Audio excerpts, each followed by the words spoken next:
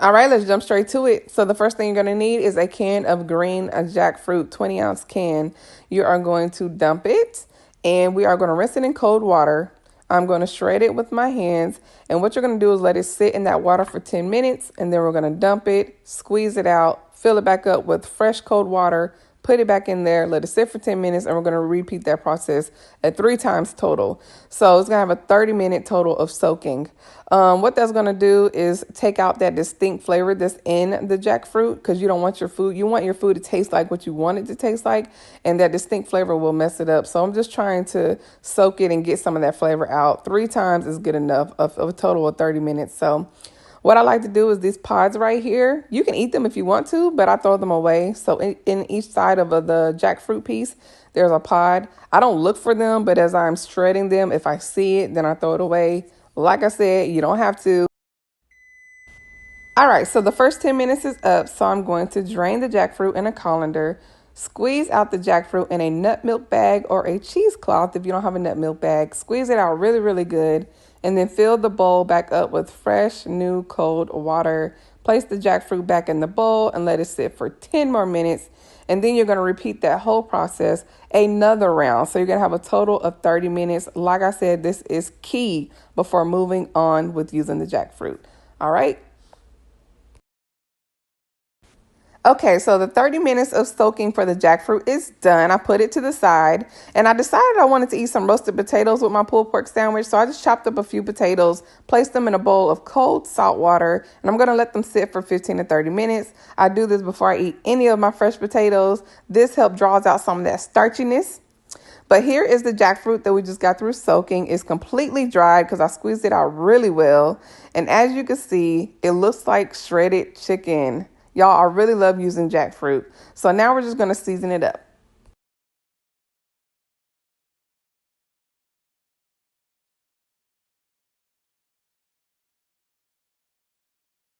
So first things first, I'm going to grab some smoky barbecue coconut aminos. As you know, I do not use soy, so coconut aminos is a great replacement for any type of soy. So this one has a smoky barbecue flavor, so that's what we're going to put on this pulled pork sandwich. It's going to go very well. Then I'm going to grab some seasoning salt and sprinkle a little bit of that as well.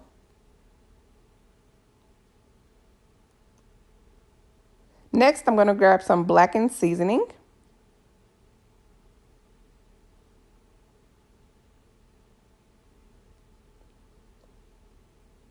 Of course, we have to have the garlic powder. I absolutely love garlic. I put it on almost everything.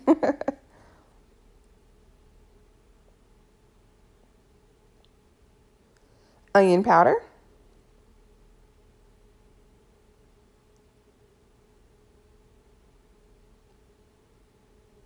Of course, smoked paprika. This is a must. It's also going to give you that good smoky flavor.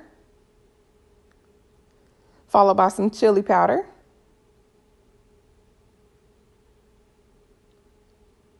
And then we're going to give it a good mix.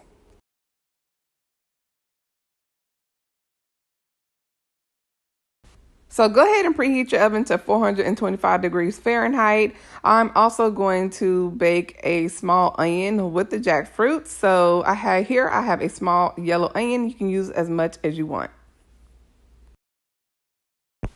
So grab your cookie sheet, line it with some parchment paper. You can use aluminum foil if you don't have parchment paper, but if you use aluminum foil, spray it with nonstick spray before you place the jackfruit down because it will stick. But I recommend using parchment paper instead when dealing with the jackfruit. Spread it out as evenly as possible. You don't want it too clumped together because you really do want to try to cook each piece so it can get really nice and charred and cooked all the way through. And then I'm going to place my onions on there as well and spray them with a little bit of olive oil. That's going to help get the onions really golden. And we want to bake it for 20 to 25 minutes until it gives us a nice brown golden color. So back to the potatoes. So those are done soaking. Now we are going to season them. So I'm going to grab a little bit of garlic powder. Of course, like I said, I love garlic. But I'm going to keep it simple this time. A little bit of Old Bay seasoning.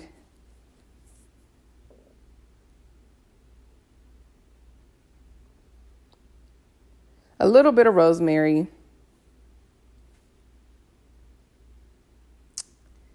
And then I'm going to add a little bit of flour. I remember seeing, I think Chic Natural or Chic Natural, however you say her name, she mentioned something about if you dust it with a little bit of flour, that'll help crisp them up a bit. So I'm going to try that. I haven't tried it before, but we're going to see what happens if it gets a little crispy.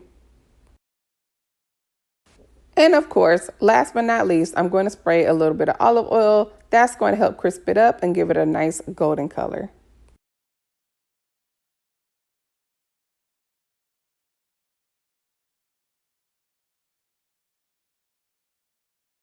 So for baking potatoes or anything that requires you to like flip it halfway through, I like to use this pan that I have. I don't know what it's called, but it cooks on both sides. You don't have to flip it. So that's the pan that I'm using, is the pan that cooks on the top and bottom, so I don't have to flip them.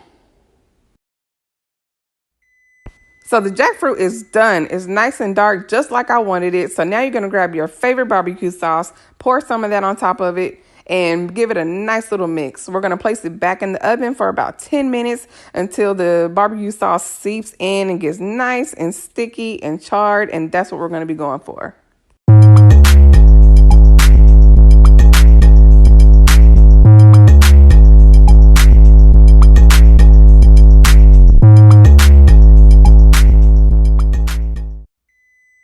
So the potatoes are done. They are nice and golden brown and crispy and a little puffed up. So I'm going to place those to the side. And while I'm at it, I'm going to check on the jackfruit. Is looking a little charred, but not as much as I like. So I'm going to place it on the top rack and let it bake for a few more minutes.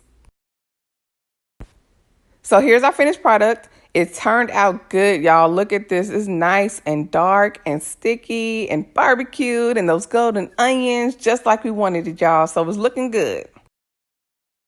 All right, enough of that. So let's get to topping this sandwich. So coleslaw, y'all. I absolutely love to put coleslaw on this sandwich. I grabbed a bag of shredded cabbage and I just basically put a little bit of ranch or Caesar, and then I add a little bit of celery seed and paprika. Y'all, I do not like normal coleslaw, so that's how I make my own coleslaw. It's really just ranch dressing or Caesar dressing. Check out my vegan ranch dressing video if you haven't, and let me know if you'd like to see my Caesar recipe as well. So I top that with some nice coleslaw, y'all. It sets this sandwich on fire. Y'all have to try it, y'all. It gives it a nice creamy cooling effect, y'all. Try it if you haven't. It's so delicious. You will not be disappointed, y'all. It's a game changer. I'm telling you, try it with the coleslaw. And then I grab a few dill pickles. I'm keeping it very traditional, so that's all I'm going to do to this sandwich. Sometimes I also eat some of the coleslaw on the sandwich and on the side because it's just so delicious, y'all.